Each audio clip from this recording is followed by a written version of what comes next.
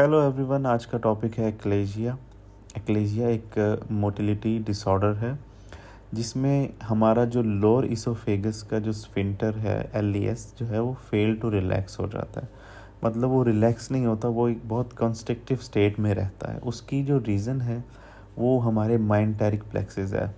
माइंटेरिक plexus जो है वो इसको इजीली इस तरह समझ लें कि वो हमारे डाइजेस्टिव सिस्टम का एक नर्वस सिस्टम है। वो कंट्रोल करता है हमारे डाइजेस्टिव ट्रैक की जो कॉन्ट्रैक्शंस हैं और रिलैक्सेशंस हैं। और किसी भी वजह से अगर माइंटेरिक प्लेक्सिस के अंदर के जो न्यूरॉन्स हैं वो डैमेज हो जाएं तो उसकी वजह से क्या होगा कि जो हमारा जो ये लोअर स्फिंक्टर है वो फेल हो जाएगा रिलैक्स करने में, और वो एक बहुत कॉन्स्ट्रिक्टिव स्टेट में रहेगा, जिसकी वजह से पेशेंट को स्लोली जो है वो प्रोग्रेसिव डिस्फेजिया स्टार्ट होगा। स्टार्ट में जो है वो सॉलिड से होगा, देन लिक्विड से भी होता रहेगा। इसके अलावा चेस्ट पेन आएगी, regurgitation of in undigestive food, मतलब फूड डाइजेस्ट नहीं होगा क्योंकि फूड स्टमक तक कभी पहुंचा ही नहीं। एक डिज़ीज़ है जिसको कहते हैं चगास डिज़ीज़, और ये होती है एक बग की वजह से।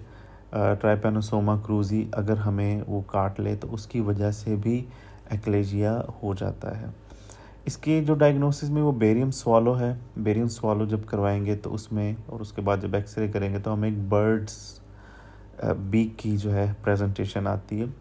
और इसके अलावा जो मैनोमेट्री है, मैनोमेट्री बेसिकली एक इसोफेजियल जो कॉन्ट्रैक्शंस है उसको काउंट करने के लिए, चेक करने के लिए होती है। एक कैथेटर पास करते हैं और उसके बाद पेशेंट को कहा जाता है कि आप सॉलो करो, तो उसको देख के फिर हमें जो है ना आइडिया होता है, और रीडिंग्स आती हैं उससे हमें आइडिया होता है कि कितनी कॉन्ट्रैक्शंस हो रही हैं और किस किस स्पीड पे हो रही हैं, किस पेस पे हो रही हैं।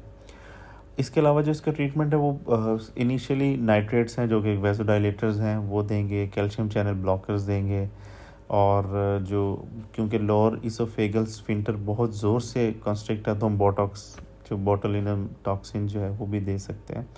इसके अलावा जो लॉन्ग टर्म में है वो फिर बैलून डायलेशन है, जिससे एक एरिया बन जाएगा।